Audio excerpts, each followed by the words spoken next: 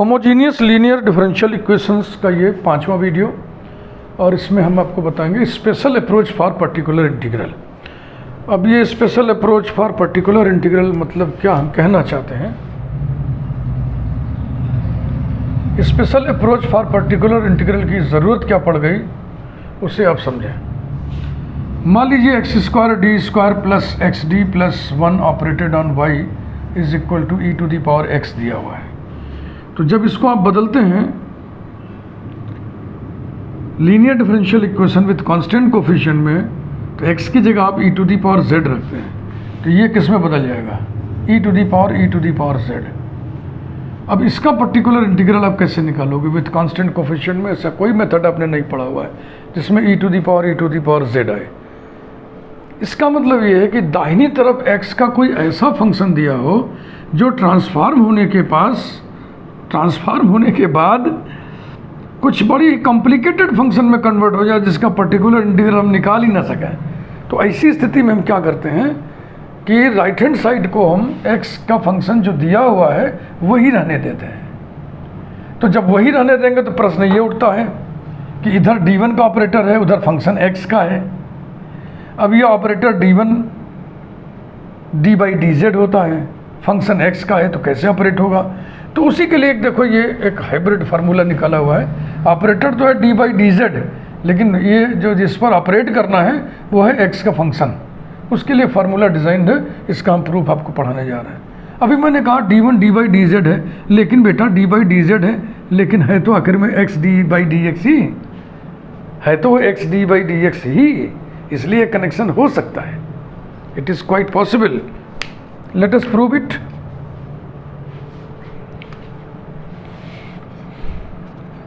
Let 1 upon d1 minus alpha operated on capital X equal to u, then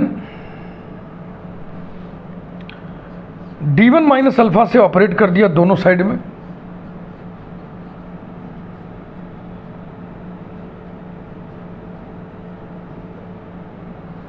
implies that capital X equal to d1 minus alpha u is equal to d1u minus alpha u, implies that d1u माने x d dx, यही तो d1 है बाबू, x d dx d1 है, operated on u minus alpha u is equal to capital x से divide कर दें ताकि ये लीनियर बन जाए।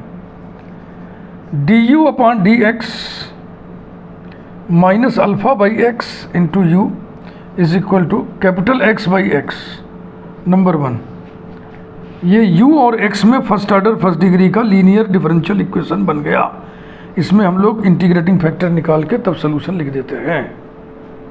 लीनियर बस शॉर्ट में लिख दिया हमने। Now integrating factor is equal to e to the power integral u का coefficient minus alpha by x d x equals to e to the power minus alpha log x equals to e to the power log x to the power minus alpha equals to x to the power minus alpha.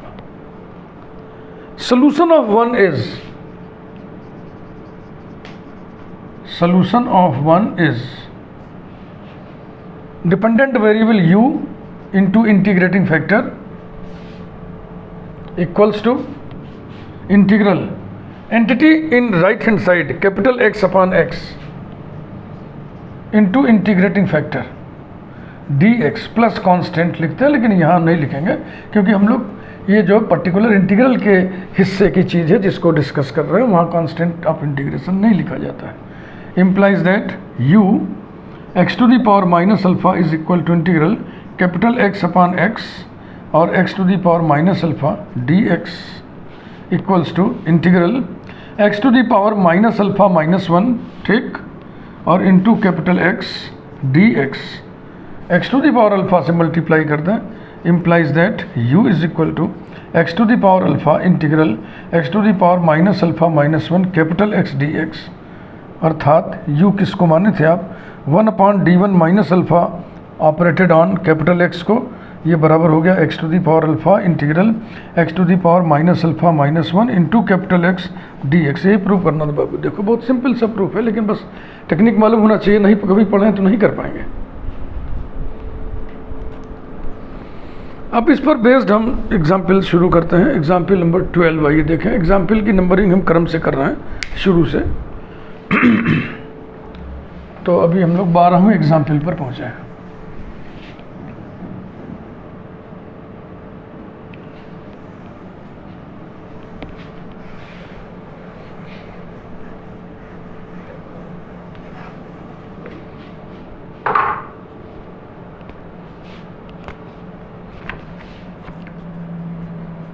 Example 12.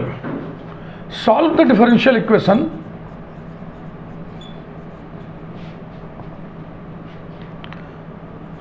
x square d square y upon dx square plus 4x dy by dx plus 2y is equal to e to the power x।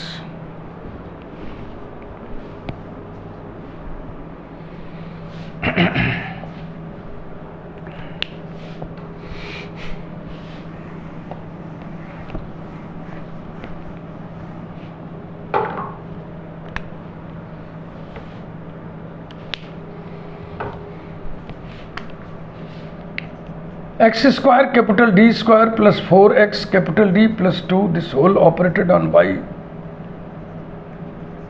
is equal to e to the power x। Number 1, we put x equal to e to the power z, that is z equal to log x, and xd is equal to d1, x square d square equal to d1 into d1 minus 1, where d is d by dx and d1 is d by dz। Equation 1 reduces to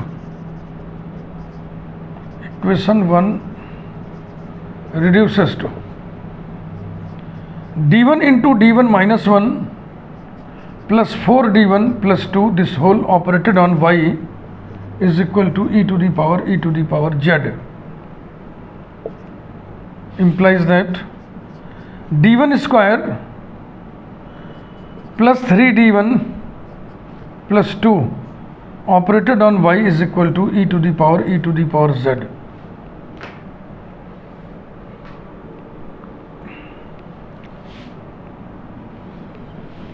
number 2, पुनः एक बार लिख दें जैसा कि हमेशा लिख रहे हूँ, ताकि इंडिपेंडेंट वेरिएबल दिमाग से उतरने न पाए। Now auxiliary equation m square plus 3m plus 2 equals to 0 को सॉल्व करके m की वैल्यूज निकालेंगे। m plus 1 into m plus 2, यही तो फैक्टर आएगा बाबू। Implies that m is equal to -1 -2। Therefore CF is equal to C1 e to the power minus z plus C2 e to the power minus 2z, C1 and C2 being arbitrary constants,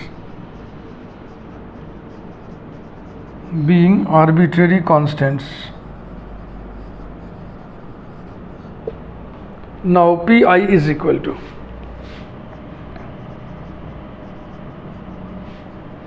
one upon d1 square plus 3d1 plus 2 operated on e to the power z। ऐसा कोई विधि हम नहीं जानते। Linear differential equation with constant coefficient है ये। इसका पूरा चैप्टर हम लोग पढ़े थे, कोई फार्मूला ऐसा नहीं था कि e to the power x। तो हम क्या करेंगे, इसको फिर x के फंक्शन में लौटा लाएंगे। 1 upon d1 plus 1 into d1 plus 2 इसको फैक्टर कर दिए और इसको लिख दिए e to the power x। ठीक, x माने e to the power z, और अब वो फार्मूला जो निकाले थे वो लगा देंगे। इक्वल्स टू, इसको आंशिक भिन्नों में तोड़ लो मन करे तो, तो 1/d1 + 1 - 1/d1 + 2, ये यहाँ आएगा, ये यहाँ आएगा और 1 बचेगा, यानी कि यही हुआ।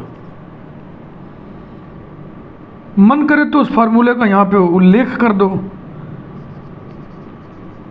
घोषणा कर दो। We know that 1/d1 - alpha operated on capital X is equal to x⁴ alpha integral x⁴ -alpha -1 into capital X dx।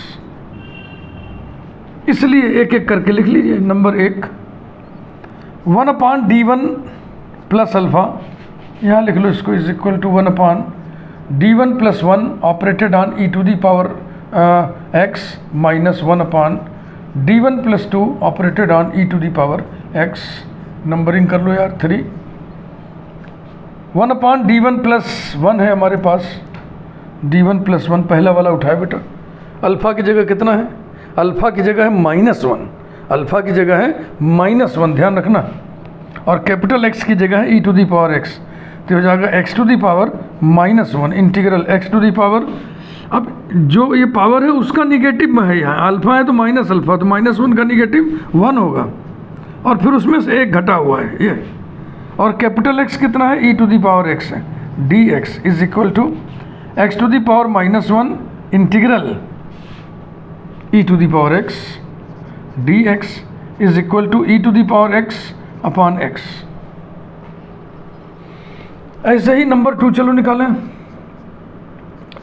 1/d1 + 2 operated on e⁴x equal to alpha की जगह क्या है? -2, तो हो जाएगा x⁴ -2 integral x⁴ 2 - 1 e⁴x dx equals to x⁴ -2 integral x e⁴x dx। By parts integrate करने से ये आता है x⁴ -2 इंटू इसका इंटीग्रल हो जाएगा x - 1 × e⁴x equals to x - 1/x² e⁴x।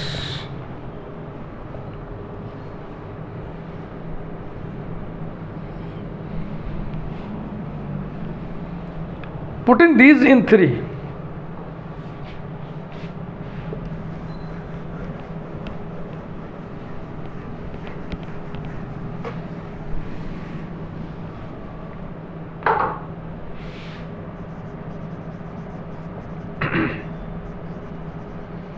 putting these in 3, we obtain Pi is equal to,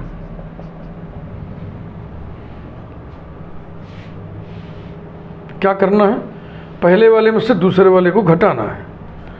e⁴x upon x minus x - 1/x² e⁴x equals to e⁴x upon x² common ले लिए तो बच गया x minus bracket में x - 1, यानी cancel होकर 1 आएगा, यानी कि e⁴x अपॉन x²। ये पर्टिकुलर इंटीग्रल आ गया। 10 the complete integral of 1 is, इकट्ठे 1 के लिए लिख रहे हैं क्योंकि इसमें मिक्सचर है ना, ये z है ये x है, तो z को भी हम x बना के लिख देंगे। y is equal to CF plus PI, that is y is equal to ये है C, तो हो जाएगा C1/x प्लस C2/x² और प्लस e⁴x/x²। ये इसका फाइनल सोल्यूशन आ गया।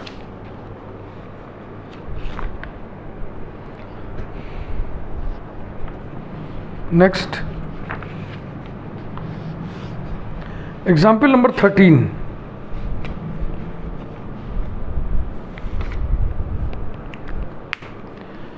बहुत आसान है।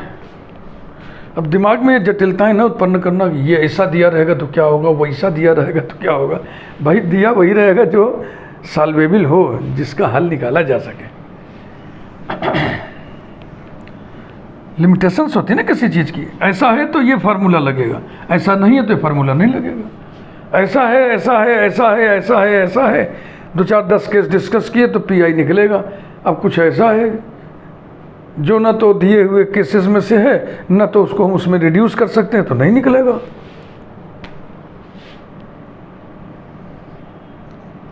Example number 13, solve the differential equation, solve the differential equation x square d square plus 3xd plus 1 operated on y equals to 1 upon 1 minus x whole square। ये इसे देखा जाए।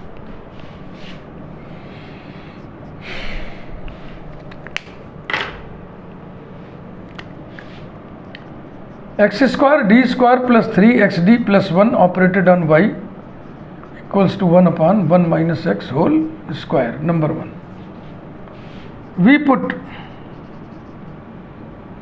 x equal to e to the power z, that is z equal to log x, and x dx square d square, xd equals to d1, x square d square equals to d1 into d1 minus 1,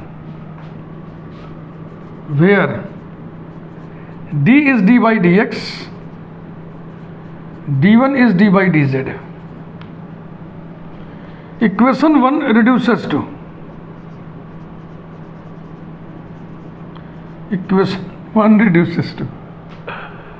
d1 into d1 minus 1 plus 3d1 plus 1 operated on y is equal to 1 upon 1 minus x माने e to the power z और whole square, implies that d1 square minus d1 plus 3d1 तो हो जाएगा plus 2d1 और plus 1 operated on y is equal to 1 upon 1 minus e to the power z whole square। Number 2, यहाँ पे फिर से जिक्र कर दे रहे हैं हम, d1 क्या चीज़ है, d बाई डी जेड है, इंडिपेंडेंट वेरिएबल ऑफ z है।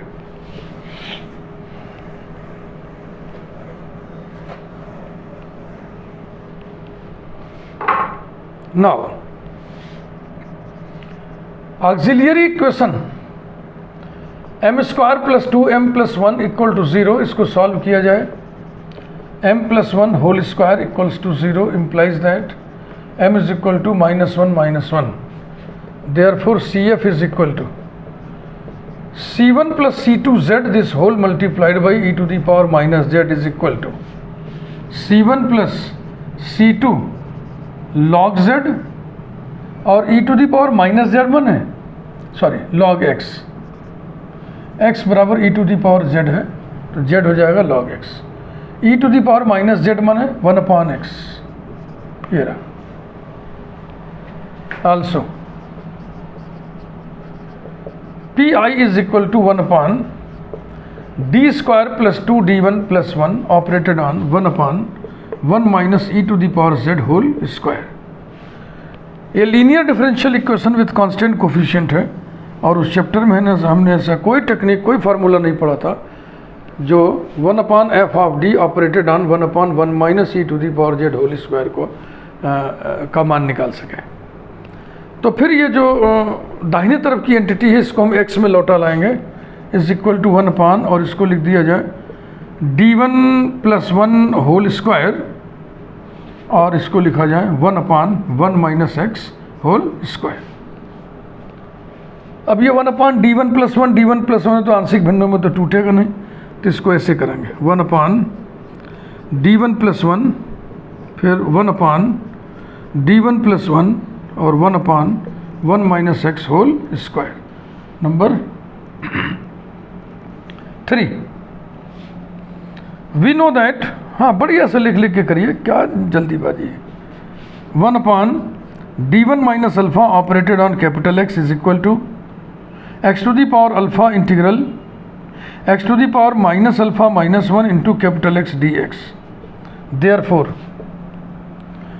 1 upon d1 plus 1 operated on 1 upon 1 minus x whole square is equal to alpha की जगह बेटा -1 है, तो x to the power -1 integral x to the power 1 - 1 into 1/1 - x whole square dx is equal to 1/x integral 1/1 - x whole square dx।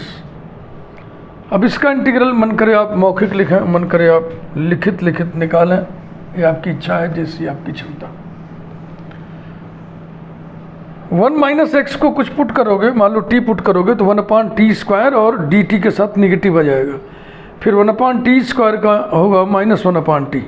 तो देखो हम इसका integral लिख रहे हैं इक्वल्स टू 1/x ब्रैकेट में इंटीग्रल लिख रहा हूँ मैं, 1 वेरिएबल स्क्वायर का होता है -1 वेरिएबल, और फिर x का कोफिशिएंट -1 है तो इंटीग्रेशन है -1 से भाग देंगे, तो -1 से भाग देने का मतलब -1 से गुणा करना, मतलब ये माइनस हटा देना, ये रहा।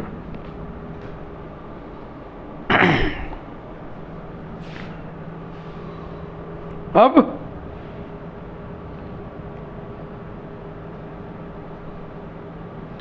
पुटिंग इट इन 3,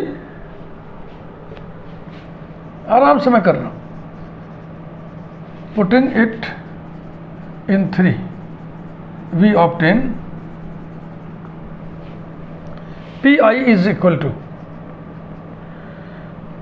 1/d1 + 1 ये वाला, और फिर ब्रैकेट का मटेरियल ही आया है ना, देखो 1/x इंटू 1 - x, फिर वही फार्मूला लगाएं, ये वाला अल्फ़ा की जगह फिर -1 है, तो हो जाएगा x to the power -1 integral x to the power 1 - 1 और 1/x 1 - x dx equals to 1/x integral 1/x into 1 - x dx। इसको आंशिक भिन्नों में तोड़ो, पार्शियल फ्रैक्शंस में, 1/x integral bracket 1/1 - x minus 1/x dx, यही तो आएगा। देखो ये यहाँ आएगा, ये यहाँ जाएगा, इक्वल टू 1/x, इसका इंटीग्रल होगा log of 1 - x multiplied by -1, यानी कि minus log of 1 - x minus log x, minus बाहर कर लें तो -1/x और हो जाएगा log x into 1 - x।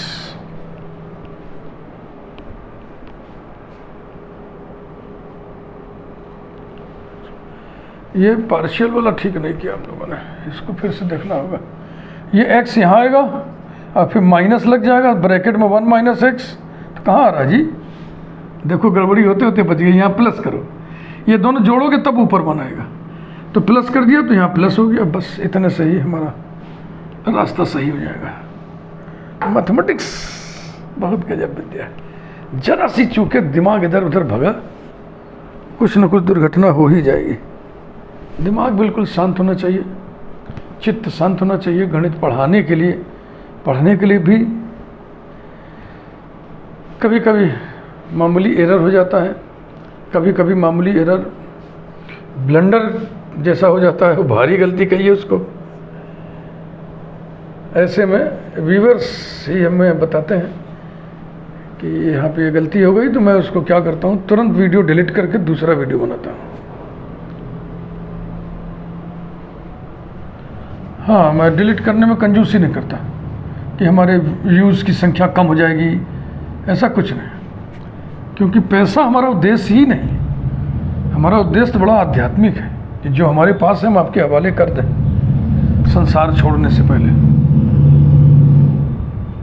1/x ये वाला हो गया, फिर इधर हो जाएगा log x/1 - x, ये अब ठीक है।